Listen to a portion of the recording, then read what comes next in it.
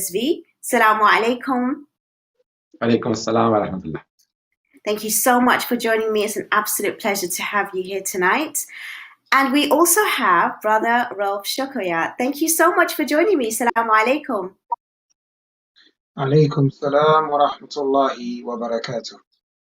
It's an absolute pleasure to have amazing guests to speak tonight. So I would urge you all to take the opportunity to join the discussion. It's for everybody and a platform where we want to create further community sort of integration and support.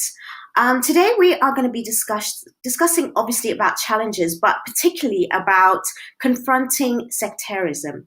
Now, this is something which we always discuss mainly on a sort of general platform, but I want to go into it as to how new Muslims are coming into Islam, especially trying to understand what does that mean. Before I come to you, Brother Rauf, I just want to speak to our Syed tonight for you to give us some sort of definition for anyone that's watching that may not even understand when they enter Islam that this actually exists and what does that mean? Bismillah ar-Rahman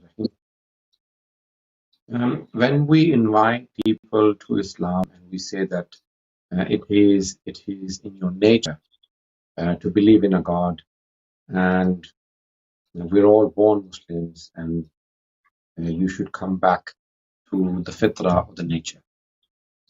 We invite them to the path of Allah subhanahu wa ta'ala. And the Holy Quran very beautifully puts it, that it says, Inna hadhihi ummatukum ummatan wahida wa ana rabbukum. Indeed, this is your one ummah. So we're all one. And Allah subhanahu wa ta'ala says that I am your Lord. And Imam Ali alayhi salam says, Ma libni Adam.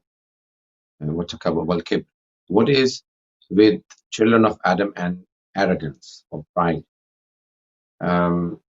We are all born the same. We're all from one father and one mother, Adam and Eve, Hazrat Adam and Hawa. So therefore, our roots are similar, if not the same. The Holy Quran also says that إِنَّا خَلَقْنَاكُمْ مِنْ ذَكَرٍ وَأُنْثَى وَجَعَلْنَاكُمْ قَبَائِلَ وَشُعُوبًا لِتَعَارَفُوا إِنَّ أَكْرَمَكُمْ عِنْدَ اللَّهِ أَتْقَاكُمْ. That indeed we have created you from one man and one woman. So Allah does not say Adam and Eve, He says one man and one woman. And we have placed you into different tribes and different creeds, backgrounds, or races, so that you may associate with each other. But indeed, the most honorable to Allah subhanahu wa ta'ala is the one who is the most practicing or the most God conscious.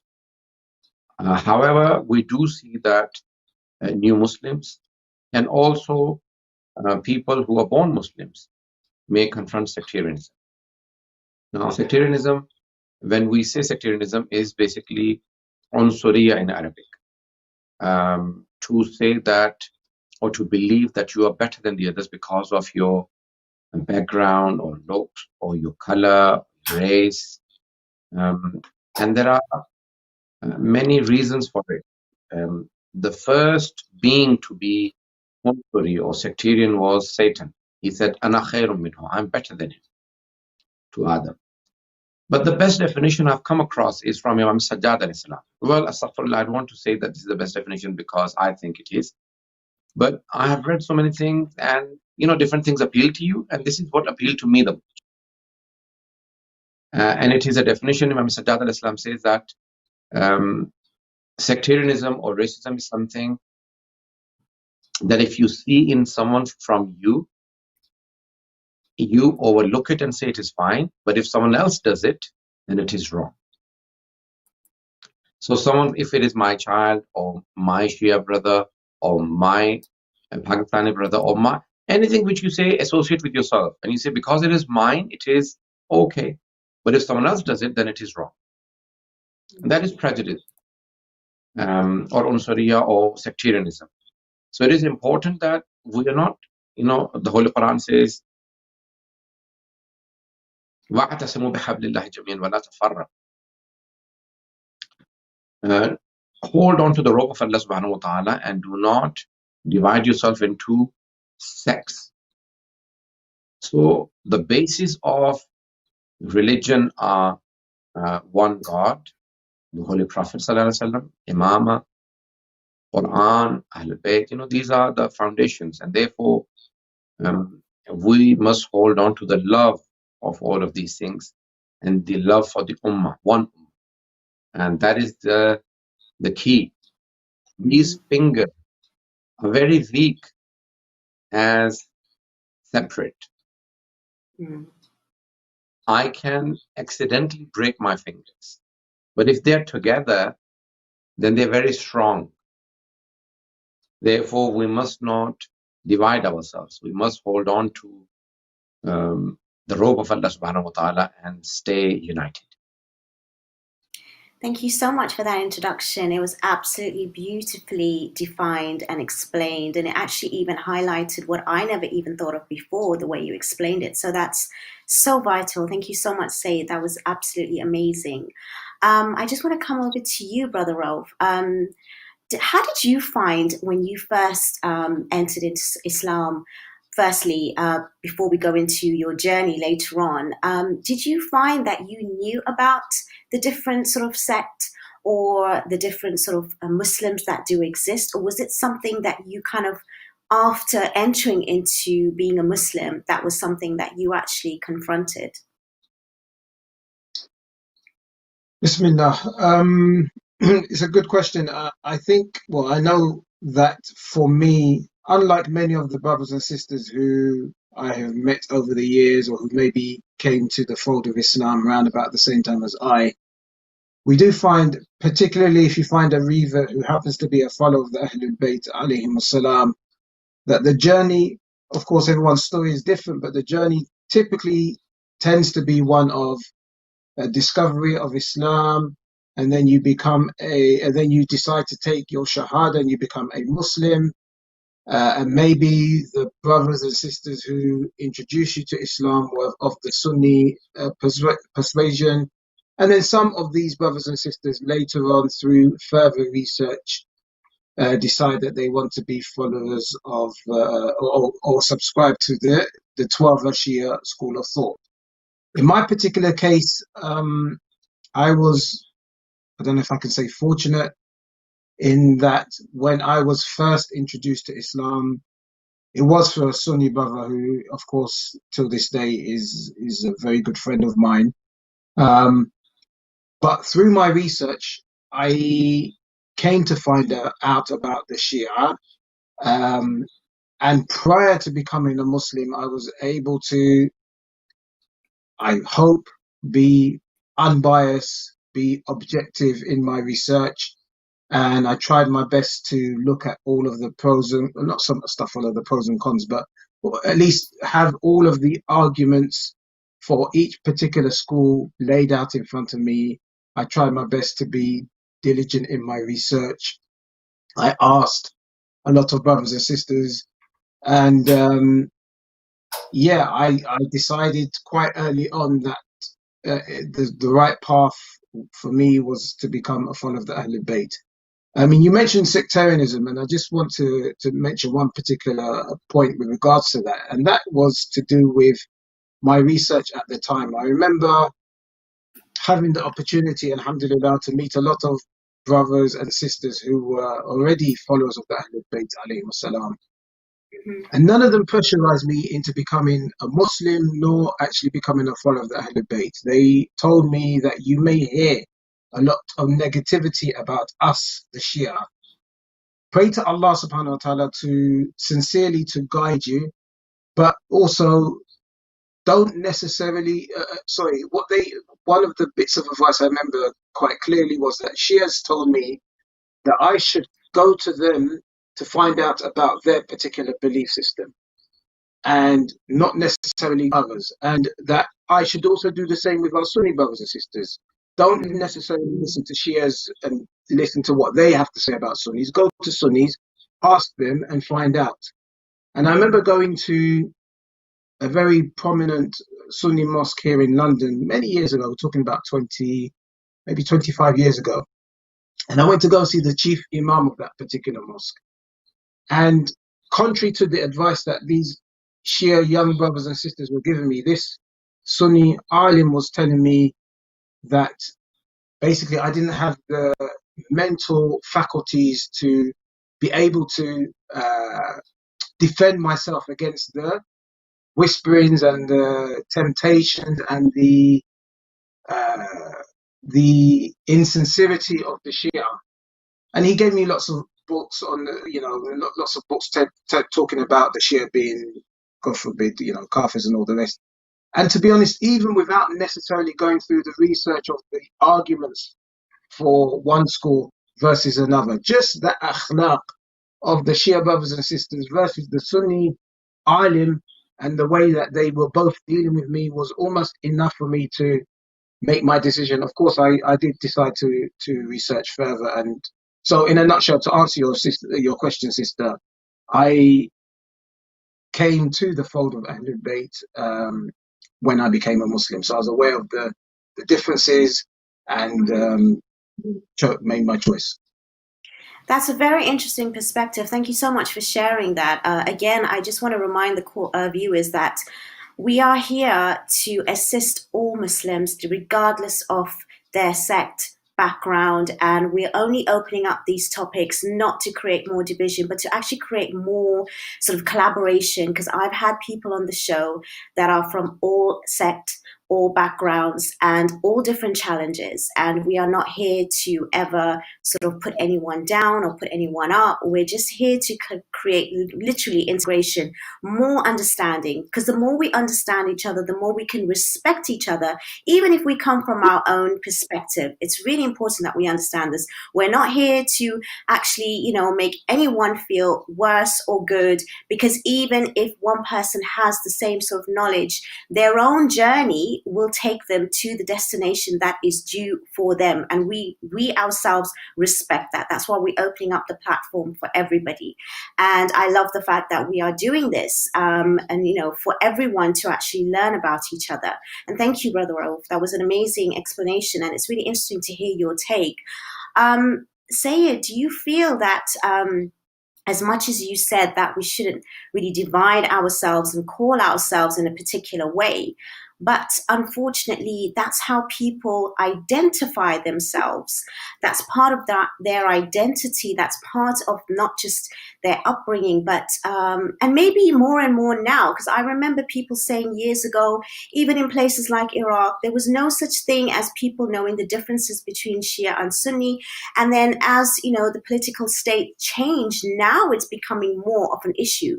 I mean, people married and integrated, and it wasn't a problem. Now it's like the first question is, after Islam, after saying you're Muslim, it's like, are you Shia Sunni? Even though there's other sects involved and also around. What's your thoughts on that, Syed? You're right. When you say that you've heard from Iraqis, I could say that for the subcontinent of India and Pakistan, which has the largest Muslim population in the world, largest Muslim countries, Indonesia, and India has more Muslims than Indonesia. Although all figures are played, the statistics, every country plays with the numbers that they have of Muslims, of course, of the Shias. But India has something like 300 million Muslims, or just below 300 million Muslims. Pakistan, another 235 million Muslims. Bangladesh, 165 million Muslims. So if you just calculate, about 40%, 35 to 40% of the world's population lies in this subcontinent. And over the years, we have seen an increase in sectarianism. Likewise, in other countries, people have now started associating. I remember even in our own family, not directly but older generation, there were people who were married outside Shia faith, and so it was very common. But we can see that over the years, all religions, even I was reading through some of the other religions, even Christianity, Judaism, Hindus have very openly and clearly started talking about being faithful to their religion and not accepting the other faith, or even entire movement of Khalistan in India from the Sikhs, that they want a separate country. And so likewise, the most affected by this, the geopolitical situations and media. Unfortunately, in the past 20 years, we've seen the growth in social media. Many many of us were deprived of having a voice.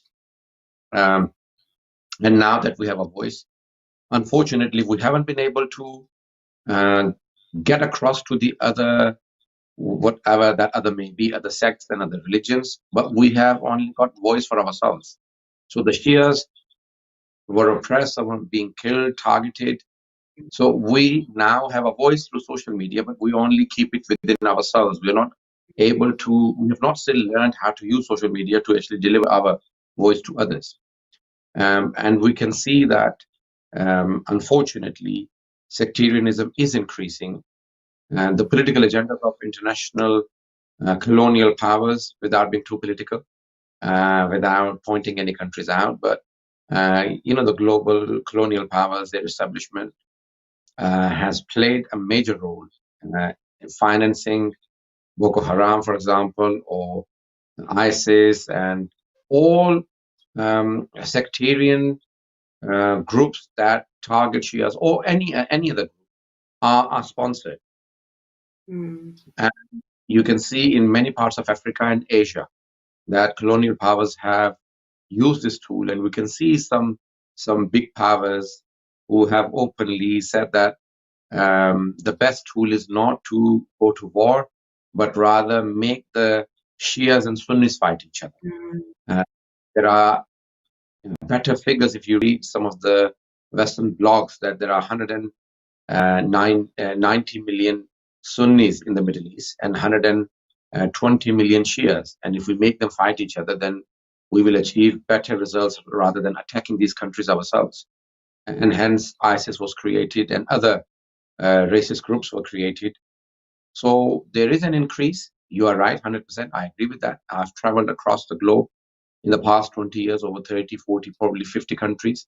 And in that, I have noticed that internationally, there is an increase in religion intolerance, sectarianism, and prejudices, and also political movements, Islamophobia, and many rises on many different fronts, which will continue to rise because of the exposure, because of the political agendas, and because of intolerances that we have built, unfortunately, for different reasons. If you target a group, then they build a grudge. For example, in Afghanistan, the wars, the Hazaras, for example, they felt that they were only 20 to 25%, Shias in Afghanistan, but because they were targeted for such a long time, then they have resentments. Likewise, in other parts of the world, for example, the Black community in America. So likewise, the Shias, because unfortunately they were not an equal number in most countries. They were a minority, 20-30% population. In many countries, even less.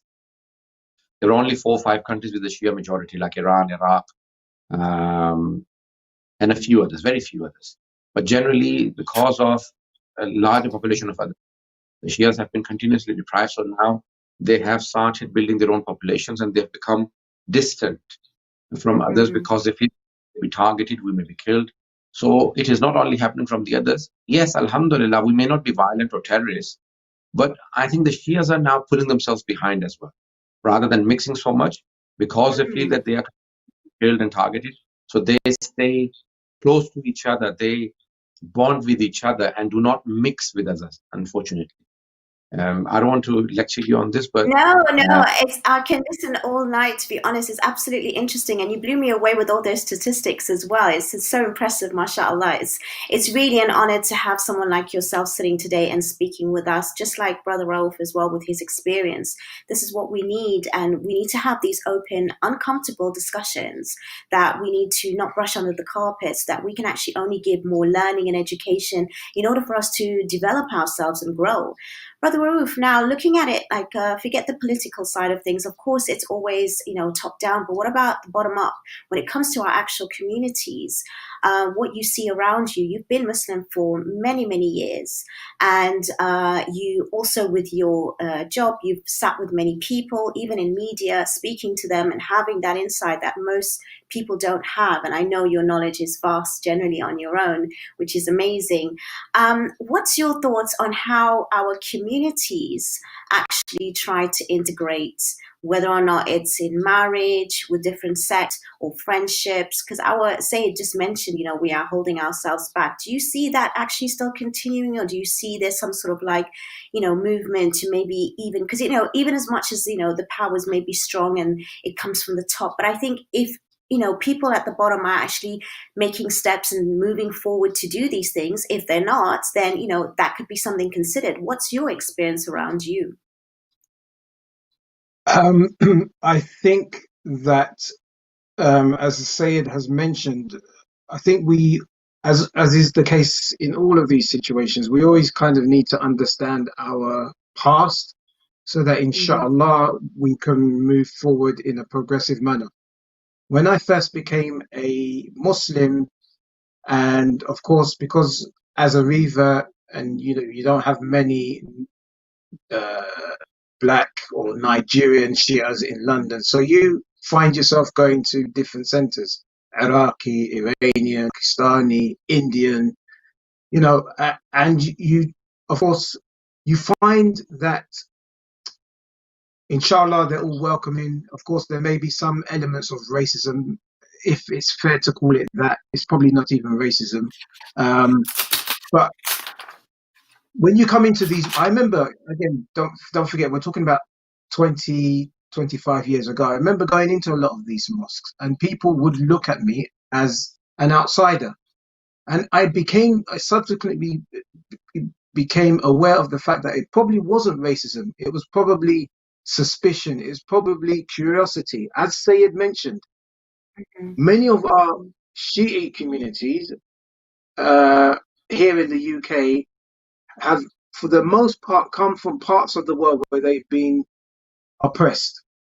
And as Syed has mentioned, we have become a little bit too comfortable in our own communities. So I think that at least back then, you would find that the Pakistani Shias would be very comfortable staying in a Pakistani Aragha. The Iraqis would like to go to their own Hussainiya, etc., etc. But in that time, we found that the Shias amongst themselves, although as Syed has mentioned, we're maybe not as open as we should be, but we're a lot more comfortable mingling amongst ourselves. So you can go to a majlis where Syed, mashallah, is reciting, and you won't just find Pakistani brothers and sisters there. You'll find a cosmopolitan community.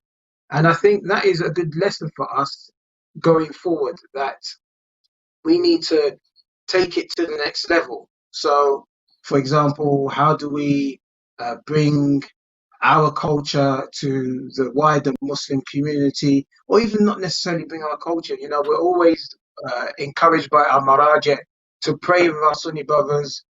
And alhamdulillah, I must admit, despite the fact that I live in London and I don't go to my local Sunni mosque, whenever I travel around the country or I travel around the world, I will look for a mosque to go pray in, and I'm more than happy to go and pray in a Sunni masjid, if you like. So I think it's one of the ways that we maybe can teach the next generation. Whereas maybe our forefathers were quite comfortable staying amongst themselves for their safety. There was a time where, their life could depend on it. Maybe we need to encourage or infuse our youngsters with that confidence in themselves. And I think living here in the UK is an advantage as well, because we live in a cosmopolitan society anyway. And if we try to be very kind of parochial, very kind of narrow-minded, we're not really going to fit in this world. We have to mingle with people who are not Muslims. We have to mingle with people who are not from the same ethnic background as us. English is our common language. Whether you're a Christian, an atheist, a Sunni, or a Shia or a Sufi, all of these, we have so many things in common. And I think, and I hope, and I pray that the next generation will, inshallah, lead the way and take us, if you like, those further steps for us to integrate even more. Thank you. You just, highlighted so much there, and I've just got a list of questions. I hope I can get through them. But no, that's amazing insight, Brother Rauf. Absolutely. I actually said exactly what you did in a talk myself with regards to us opening up our minds, not just in travel, but just in the way in which we speak to each other and being sort of like inviting, regardless of the background. Syed, I know that you mentioned about sectarism, you know, with regards to background as well as sect, with like Shia, Sunni, Sufi, whatever it may be. Do you think that our ulama, especially now in in our sort of madhab, is actually doing enough to be inviting and to open up doors for other sect to come and listen, to come and learn, to come and have conversations, to come and even join the teams to even, you know, have new projects? Or do you think there's so much more work to be done? On the other hand, I also have another question is, what are the rules of prayer? Because I don't know if it's true, but isn't it important as to who you pray behind and who is your imam? So how does that apply when you are praying in different mosques as well? And you can take your time. We have plenty of time. Thank you. I don't want to be too critical because as the leader of Majlis Ulema, I can be held accountable for criticizing too much. I do feel, unfortunately, that we have gone backwards in terms of opening up to people. Very quickly, I want to mention one or two things. One is, you know, al-insano daso a'da'u ma jahil. People are enemies of what they don't know. Don't have the exposure to the other. That's why we think that, oh, they are bad, they are evil. I went on a journey to Iraq. You know, the Iranians have a conference, you know, Hafta Wahdat, or the Unity Week. They invite for conferences. So I went to a few. And the Sunni scholars that were invited from UK, they said that we want to visit Iraq because more holy personalities, Shia and Sunni, are in Iraq. And so they requested from Iranians, and Iranians said we cannot provide the security there, and we cannot. And then there was a long discussion: is it useful? Is it not? You know, and I voted it is useful. Many scholars said no, it's not useful. And when I said it's going to be useful, they said, okay, then you lead the group. They said, you know, we want a guide from the Shias who can take us to all the places. And so I led this group, and after an 8-day visit to Iraq, all the Sunni scholars said to me that our entire perception about Shias and Shia scholars has changed. Every single one of them. And they said it is because we never thought that the Shias are like this. And then sometimes, you know, like I like talking, so I had the microphone all the time in the bus, and I was explaining to them, oh, this is where we are, this is what we're doing, this is where we're going next. And because being, you know, scholars, you keep criticizing and keep questioning. So they kept continuously asking, going, oh, hang on, what about this? They were attacking me all the time. And after the next day, they all had a meeting, and they said, you know, this guy, we can't believe the patience he has. You know, we've said everything to him on his face. And I realized that, you know, they're all my guests because they're in Najaf and Karbala. So I was having more patience than I normally have. You know, I would probably normally answer back, but then I held myself back and did not disrespect them in any way. And it taught me about them, and they learned so much. They all said that, you know, our entire perception has changed. So I think going to the places changes our perception because we don't even know the other. Now, in the 90s, you know, we had information centers, and sometimes, you know, we did some tabligh work. Over the years, we have increased, but the mixing has gone less. Sometimes, you know, the Sunnis had majalis and they invited us, and I see rarely now. Probably I have become very busy myself, but I think we have not done enough, and we are not doing enough. I'm talking about the Shia side. The others I cannot criticize because I want to say anything about them, they may be offended. But I think, you know, if you believe that you are on the right path and you believe in the best religion, then you need to, number one, produce the best character because you believe that your faith is the best. Then it is your duty to produce the best character. And number two, it is your duty to reach out to people. Why are you trying to keep everything to yourselves? You need to reach out to people and open up. I have seen in recent years that people have started talking about this, and you are now doing it. And there are some major organizations, you know, the bigger Shia centers, who have now started programming again from, you know, like 20 years back, 15 years ago, there was some activities and then everything stopped, and then things have now started again. So people have done these things but because they've not seen the results they probably had in mind. Always remember, patience is the key. Holy Prophet ﷺ converted a few hundred people in Makkah in 13 years, but he converted 100,000 people in 9-10 years in Medina. You see, the biggest thing about the Holy Prophet ﷺ is the patience. Imam Ali ﷺ, patience. You know, he says, I have so much patience, I've had so much patience in my life, that even patience now asks me, Ya Ali, how much more patience will you have? And unfortunately, believe and who come out to reach out to people and work with people, they have less patience. I'm taking too much time, but I want to say one last thing. No, before, you're and not. You're not taking time. Please continue. Please continue. We have time. Very quickly, I want to make 2 points. One about, you know, some of the great Maharaj home, because I wanted to study in Najaf, but, you know, Saddam, Lanatullah, was controlling, you know, Najaf and did not allow us to go to Najaf. So I went to Qom, and, you know, Qom was beautiful. Some of the greatest Maharaj there used to always say, O Muballighin, O preachers, give me the thawab of your tabligh and take the thawab of my ijtihad. And, you know, as young student, I used to think, why do they say, you know, such things? You know, it takes 5 years to become a muballigh. You know, I've become muballigh in 5 years. And it takes him about 50 years, half a century to become a marja taqleed. Why is he saying, you know, take the thawab of 50 years and give me the thawab of 5 years? When I came to practical life, I realized that tabligh, you know, mujtahid's work is only with ulama, scholars and learned people, not with people, you know, awam, lay people.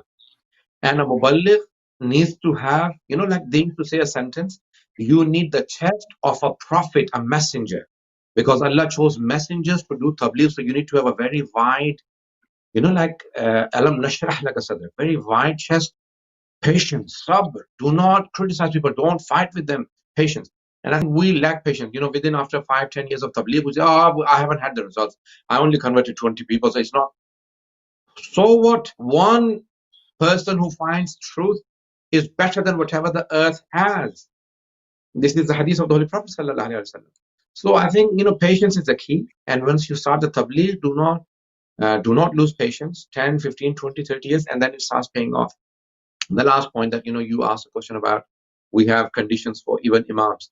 That, for example, they have to, you know, be a man, sane, adult, legitimate of birth, have to be adil, just, fair in his dealings, and, you know, and the reputation has to be correct. So now 7 conditions, and one of them is that she has to be Shia Nashri. But all of our scholars say that if it makes the 2 groups come closer to each other than praying together, there is no problem, and it is your prayer is accepted. You don't have to repeat those prayers. So all of our Maharajas say that it does cause closeness. I remember with my amama and my religious dress, I went to a Sunni masjid and we were praying. And everyone started, you know, staring and they said, what are our scholars doing? They didn't think I was Pakistani. They thought I was Iranian because of my dress. So they were speaking in Urdu and I could understand everything. So they were criticizing and saying, what, you know, our scholars are doing. They've invited Shias now to our center. You know, how low can inviting, you know, these kafirs? And, you know, I just kept smiling. You know, they don't know I'm listening to everything and I'm understanding it. And, you know, after Asr, so we all in our amama, you know, the scholars came and we all prayed behind the Sunni scholar. And the Sunni scholar, he was a Wahhabi scholar. He got up and he said, I request that one of you speaks for 5 minutes. So they all said, okay, you. So I spoke and I said, should I speak in Urdu or English? And they all, you know, started looking at each other, thinking, oh, really embarrassed. And they, you know, they all came after that session and they apologized and they all, you know, said that your 5 minutes took away all of the hatred we had, just the 5 minutes that you spoke. So I think it is extremely important, you know, annasu a'da'u ma jahilu. People are enemies of what they don't know. I remember going to a funeral. A Shia lady had died. Her husband was Sunni, and the funeral was in this. And they said, we will not have a Shia Imam lead. Our nikahs will break and we will have to recite the nikah again, and it is not on. And I said, it's fine, I can pray behind you. But the sons of the ladies, they said, no, our mother made a will to us that I want a Shia scholar to lead my janazah. I've remained in the Sunni masjid for all of my life, but I was born a Shia and I want a Shia funeral. So they said, okay, you can pray outside, and if anyone wants to pray, then they didn't allow us to pray inside the masjid. So we prayed in the grounds, and they said, can you explain why did you do 5 takbirat and everything? I gave only a 5-minute talk. 70 to 80% of our Sunni brothers came up to me and said, we didn't know. Everything you have said about the 5 takbirat, none of our scholars have. So I think we are to blame partly as well, because we have never gone into their gatherings, explained to them, and we have not given them the respect to, so I think they deserve the explanation and they want to know. It is not that they don't want to know. We have never gone out to explain to them, to mix with them, to, the scholars who went with me and the scholars that have mixed, they have shown me so much respect. They introduced me to their families and said, this is a man that we all wanted to introduce. So I think we are to blame. If we don't mix, then how will people know who we are? Beautifully explained again. I totally understand why you're always, your name is put forward to actually be the speaker and the lead sort of, to go forward and introduce whatever you have to, because mashallah, it's just so eloquent and it's just so simple, but at the same time, you're being honest about everything that has been laid out today. And it's really, really vital that we do hear our Syed, our leaders, our scholars that are speaking in this way, which we don't have the platforms for. And it's really amazing that you even say about the patience that we need to have, even if someone is attacking us. We should not sort of have that sort of hatred back. We should just have more understanding. And I think it's more about, like you said, it's the education that we need to give ourselves and each other. Brother Rauf, do you find that if it wasn't for yourself taking on that journey of your own sort of wanting to learn, wanting to research, that, a lot of people might just fall into, a different way of, continuing their faith? How important is education, whether even if you're coming as a new Muslim? I honestly always say, even, born Muslims, they can't inherit.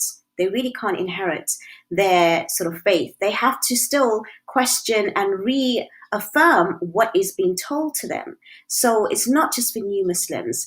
Do you think that our children are getting that sort of, because, as much as we're talking about, the past and the leaders, we need to also start thinking about the future generation, because this is what's going to make those great leaders and going to lead the way. But we have to give them that support from now. And do you feel that even in our madrasas, in the Shia madhab, for example, are we giving that kind of education to encourage them to continue to integrate, to even learn about themselves other than just Quran or the basics? Because I feel that unless you go to the proper Islamic studies and you choose that for yourself, it is very limiting and it's not opening up the space, which is another topic for another day, of course. But what is your experience really when it comes to our children? Because these are the times that we need to consider our future now. Thank you very much indeed, Sister, for that particular question. It's a question I grappled with for many a year, because I had been Muslim for a number of years before I got married, and then alhamdulillah I had children of my own. So even before these children were born, I was asking the same questions. What would be an appropriate education for the children? Many times we hear in lectures from our respected Allama how, we as parents spend a lot of money when it comes to things like tuition. We want the best education for our children. But when it comes sometimes to religious learning, if you like, the more beneficial learning in terms of the hereafter, some of us are slightly more reluctant, especially if we have to spend money. That being said, I think there are a number of madrasas in the UK and in the West who, in my humble experience, because of my children, are doing a grand job. Of course, we should always look for improvement. But my children don't just learn how to recite Quran. They learn about the history of the prophets. They learn stories of the prophets from the Holy Quran.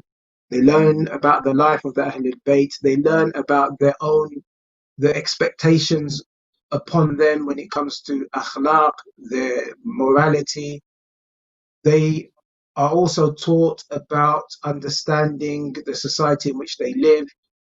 While they don't have to subscribe to everything that goes on in society, they should consider themselves part and parcel of the society. As Syed has mentioned, they should not just be in this society in one corner. They should see themselves as, inshallah, one day contributing positively with their Islamic background to this particular society. So what I'm saying in essence is it's full circle.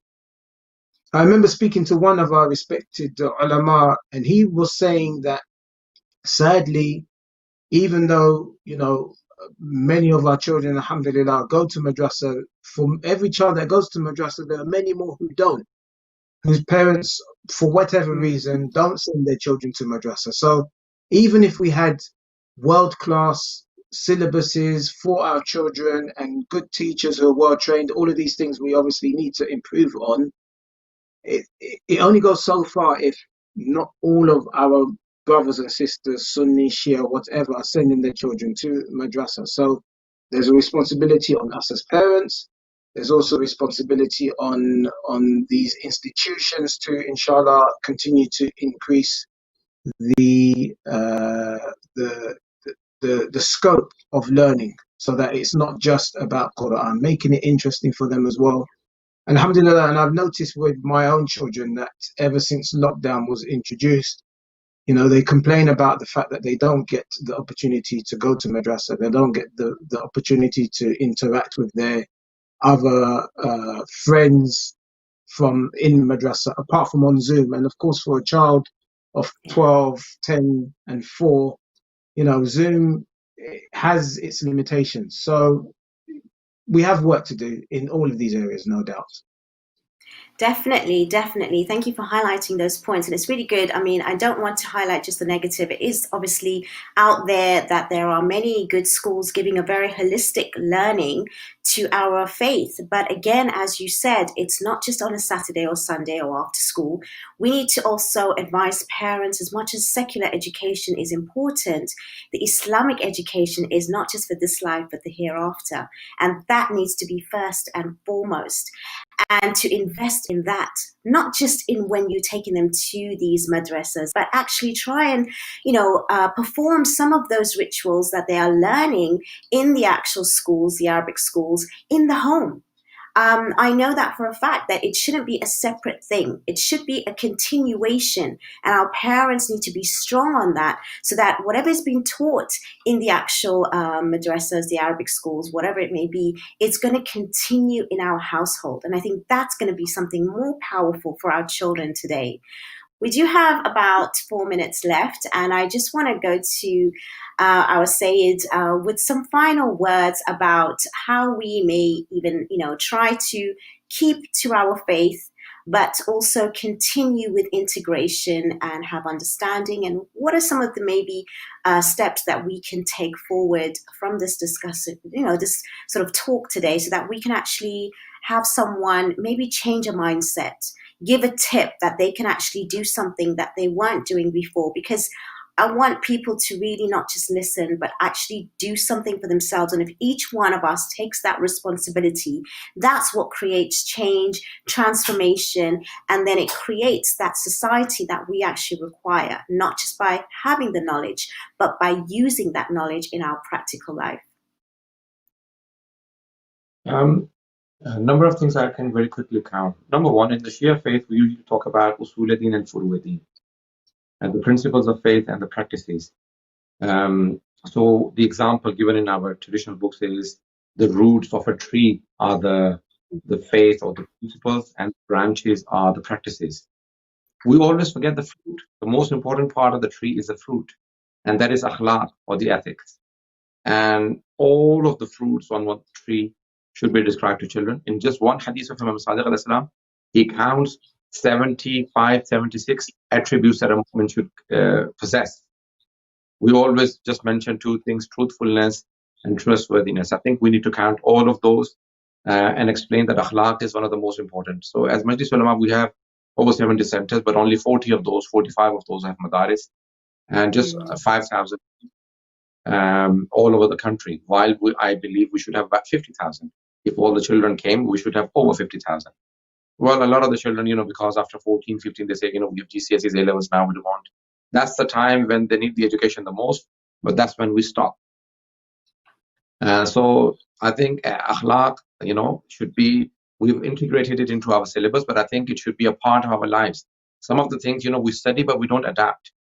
Ethical things are to adapt, it should be a part and parcel of our life. I should be able to, when people, for example, say, oh, I gave my last job, my builder's job or whatever, to a Shia and he was a good, it will, reflect good on the entire community.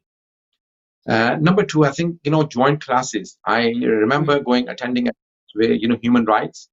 They had, whites, blacks, Asian, different races, background together, 24 people in one room. And they knew that all of these people had some issues with the other race. So they said, okay, as human beings, what do you think are the common, human rights? So they studied them together and they said, well, we all have right to live. We all have right to food. We all have. So they said, okay, if you have it, do you think the other also have? They said, yeah, as a human being, he should be given food. Studying it together, they realized that, we all have common things. Even if he is black or white or Asian or any other race, he's still a human being like me, and he still has same rights as me.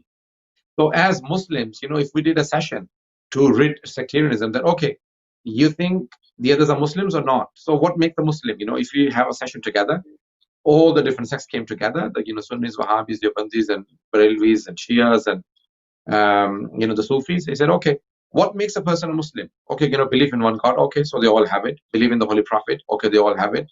The Quran, they all have it. Qibla, they all have it. The hereafter. So how do you define the other person to be kafir? When you have so many communities, then how do you declare the other ones as disbelievers? So I think sectarianism will get. Oh, I'm sorry, we must have lost connection there. We just came towards the end of the show anyway, but thank you, Syed Ali Raza Rizvi, for your enlightening discussion and talk and so much information that we all can actually take away from. And thank you as well, Brother Rauf, Shokoya. It's just amazing. Sorry, we lost connection there, Syed, for a minute. Sorry. I was just ending. But no, I really do thank you both for being here tonight. We have sadly come to the end of the show, and it's been an absolute pleasure. I've learned so much myself from both of you. And, to have this kind of experience is amazing, and I'm blessed myself to have this platform to be, inviting guests like yourself and, to have you share your thoughts. This is giving back to the community. This is actually, sharing time, knowledge, and inshallah, we will have you back again very soon, I'm sure.